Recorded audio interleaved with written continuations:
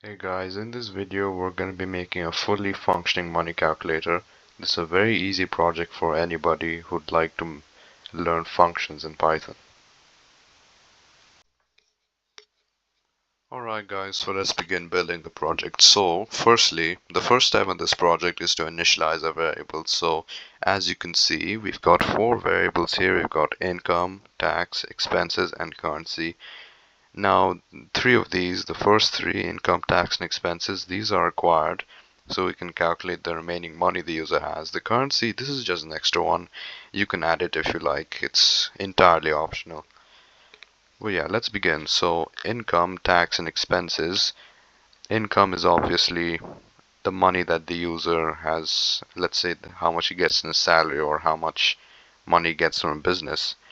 And obviously tax is how much money. Well, the way we've done this is we've made the tax level, so this is the percentage of money that is taxed away from him.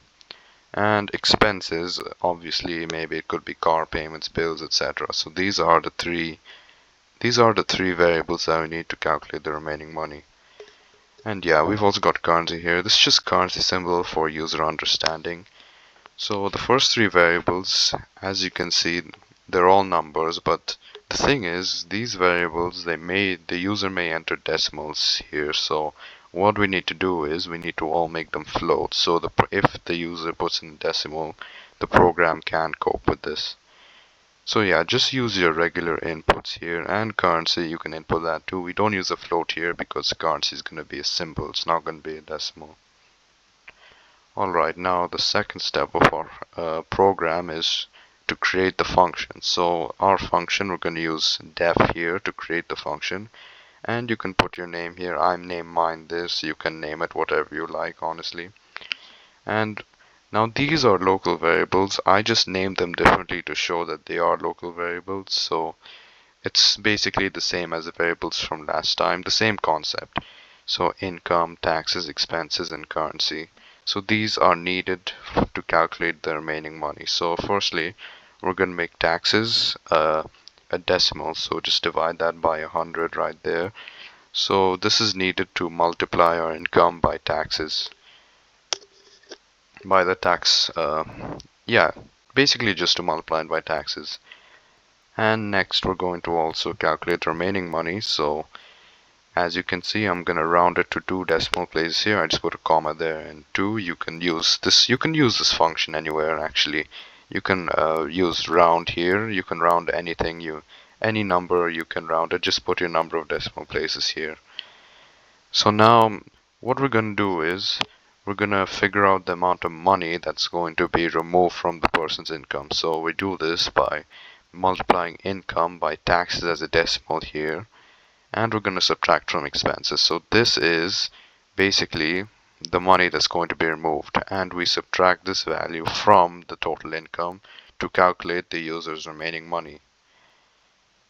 Now the next step of our function is to call the output. So there are basically three scenarios for our output. The first scenario is if the user does have remaining money. So if he has remaining money, as you can see it's above zero here, so he has money. We're going to use the return to output a number. So I'm going to use an f string to print here. We're going to put our two variables needed in curly brackets. So put remaining money in curly brackets, and if you have included currency in your program, then you can also put that in curly brackets, and then you close your speech marks. So that's how you return the remaining money and the currency if you have it. Now the next scenario is where the user has no money left, so completely zero. So we're gonna return in speech marks no money left. We're gonna output this message to the user. And also the next condition is if the user does not have enough money to pay its taxes and expenses. So in this case, as you can see, it's below zero and we can't possibly have negative money, so the user does not have enough money. So what we're going to do is we're going to output the message insufficient funds. Alright, so a challenge I want to give you guys is, this is the block of code from last slide, but as you can see, when we look in the third scenario, it does say insufficient funds. Now this does function properly, but the problem is, there is no way to really output. I haven't really included a way to output the amount of money the user needs to pay tax and expenses. So I want to see if you guys could do that. So if you do find solution to edit this program to make sure that this happens, please comment it. I'd like to see your solutions down below.